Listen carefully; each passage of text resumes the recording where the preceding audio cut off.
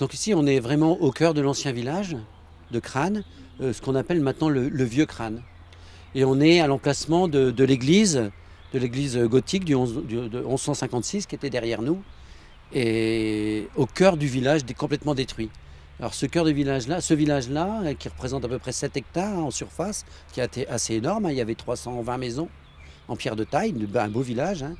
Et il y a eu jusqu'à 1150 habitants, 700 juste avant la guerre. Et donc il a été transformé en arboretum. Toute la surface a été replantée avec, il y a 70 espèces d'arbres supérieurs différentes. Voilà. Donc c'est resté intact, pratiquement intact, avec la nature qui le modèle un petit peu. Donc vous voyez, vous avez des trous et des bosses. Donc les trous, ce sont les trous d'obus, et les plus grosses bosses, ce sont l'emplacement des maisons, qui sont écrasées sur elles-mêmes, qui ont implosé. Ils n'ont pas explosé, ils ont implosé. Et donc ils ont protégé les caves, des caves du Moyen-Âge et de la Renaissance. Et ces caves-là ont servi en premier aux Allemands comme place forte, en contrebas du chemin des Dames, qui est juste derrière nous. Et après a servi de point de relance de l'attaque du 4 mai et 5 mai 1917, après la fameuse attaque du 16 avril 17.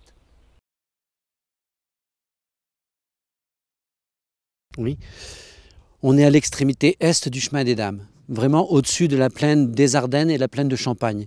On est vraiment au carrefour de 3 départements, le département de la Marne, des Ardennes et de l'Aisne. Mais on est aussi à l'endroit où le front allemand tourne vers la Marne, vers Reims, vers la Pompelle. Donc c'est un endroit assez fragile pour tous les fronts, quoi. Voilà, on est à l'extrémité du chemin des Dames.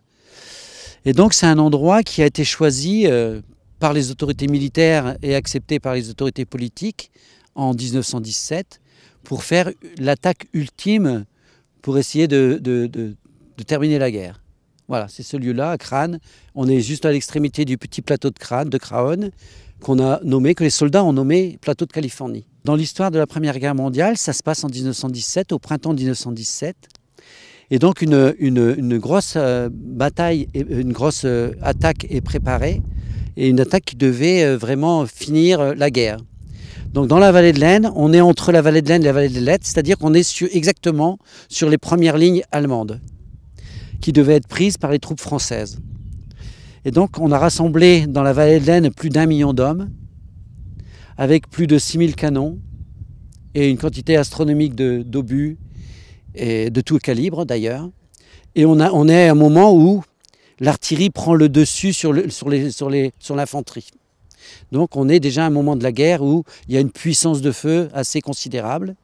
Et en même temps, il y a dans les tranchées encore des hommes, des fantassins. Voilà. On est au déséquilibre entre artillerie et fantassins. Et donc cette attaque-là était prévue depuis un certain temps, depuis le mois de novembre 1916. Elle a été imaginée par le général Joffre à l'époque, et transformé, un petit peu changé d'attaque, changé d'objectif par le général Nivelle depuis le mois de décembre 1916. Donc on se trouve au printemps 1917, le 16 avril 1917, après un hiver très très humide et très froid. Les troupes françaises sont dans le fond de la vallée, dans l'humidité, dans le froid, dans des conditions très précaires, et les troupes allemandes occupent le village de Crâne et occupent le plateau. Donc l'objectif, c'est de les faire partir, tout simplement. Voilà. Sauf que depuis 3 ans, l'armée allemande travaille ici énormément, coule énormément de béton, se fortifie, se renforce, et donc est pratiquement, on ne peut pas les évacuer finalement. Une deuxième erreur dans la conception de l'attaque, à mon avis, et qui a été reconnue par les historiens, c'est qu'on utilise mal l'artillerie. Malgré qu'on ait une artillerie relativement puissante, on l'utilise mal. On s'appuie toujours sur le fameux 75. Mais le fameux 75, canon de 75, c'est un canon d'attaque, mais ce n'est pas un canon de destruction. Donc quand on envoie les hommes à l'assaut ici, les fortifications allemandes ne sont absolument pas détruites. Et malgré tout, l'attaque devait durer que 2 ou 3 jours. Et ensuite, au bout de ces 2-3 jours de combat-là, avec un courage exceptionnel, une volonté, un moral fort d'ailleurs, très fort, les journées qui ont précédé le 16 avril, on a des lettres, on a des témoignages où les soldats ont un moral très très fort. Ils y croient, quoi. Ils y croient. Quoique, dans certains courriers, dans certains témoignages, juste avant, vers le 14-15 avril 1917, on commence à avoir dans les lettres des doutes. Les plus vieux, ceux qui ont l'habitude, ceux qui connaissent bien le terrain parce que les régiments passent à tour de rôle pendant toute la guerre, les plus vieux se disent que c'est pas possible, qu'on n'y arrivera pas. Alors, leur référence, c'est la capacité de l'artillerie à tirer. C'est des choses comme ça. La réponse des Allemands.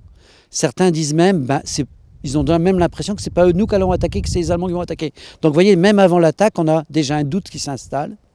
Et l'attaque va confirmer ces questions-là. C'est-à-dire qu'on envoie des hommes sur une forteresse, d'ailleurs on appelle ça une forteresse naturelle, qui n'est absolument pas abîmée, absolument pas diminuée dans sa puissance.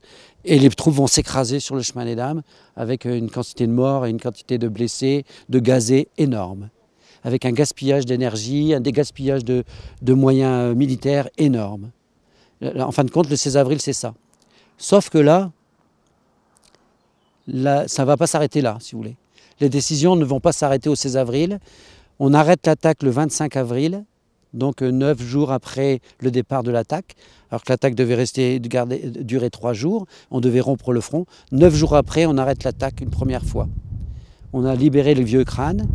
Les soldats allemands sont remontés sur le plateau et font position forte sur le plateau. Par contre, une nouvelle attaque est décidée 9 jours après, le 4 mai. Et le 4 mai, dans l'après-midi, on demande à la 10e armée, avec ses régiments sur place, notamment le 18e RI, le 34e, le 49e, 34e de Mont-de-Marsan, le 18e RI de Pau, on leur demande de prendre le plateau. Et là, ça va être un deuxième carnage. C'est-à-dire qu'ils vont prendre le plateau, mais pour faire 200 mètres à peu près de terrain, et le 34e RI, par exemple, va mettre 36 heures pour faire 200 mètres de terrain, avec une perte énorme. Le 18e RI qui monte un petit peu plus vite sur le plateau, en quelques heures, il monte sur le plateau malgré tout en quelques heures, et on trouve que c'est rapide alors qu'il a 150 mètres à faire. Il met quelques heures pour monter sur le plateau, et là les 2 bataillons qui sont sur le plateau, un dans la pente et un sur le plateau, vont subir pendant 4 jours, 5 jours, des conditions atroces, inhumaines. Ils vont pratiquement être, les 2 bataillons, des bataillons c'est 700 à 800 hommes, ils vont pratiquement être éliminés de la surface de la Terre. Et là, c'est terrible. Le 4 et 5 mai, pour moi en tout cas, qui ne suis pas historien, qui suis un homme de terrain seulement, un paysan de terrain, alors que c'était des paysans pour la plupart qui montaient à l'assaut, je me dis, là, c'est là le véritable... Je vais utiliser un mot qui sera peut-être contesté. Mais pour moi, c'est le crime des décideurs, de tous les décideurs, c'est le 4 et 5 mai 1917. Là, c'est l'horreur. La chanson de Crâne, pour moi, c'est la 2e référence qui me fait appel à cette histoire-là. La première référence, c'est les tranchées ici, les obus qui traînent, les corps et tout ça. La 2e référence, qui est plus intellectuelle, c'est la chanson de Crâne. C'est-à-dire que c'est vraiment... j'ai l'impression qu'on les entend parler quand on la chante en plus. Quand on la chante, on a l'impression qu'on est en prise directe avec eux. C'est surtout ça. Et c'est une chanson qui est un cri d'horreur, quoi. En fin de compte, c'est un cri d'horreur, un cri d'incompréhension en tout cas. Un cri d'incompréhension des hommes qui sont dans la tranchée en première ligne et qui ont de la boue jusqu'au mollet, jusqu'aux genoux et qu'on a fait souffrir depuis 3 ans. Voilà. Pour moi, la chanson de Crâne résume 3 années de martyrs.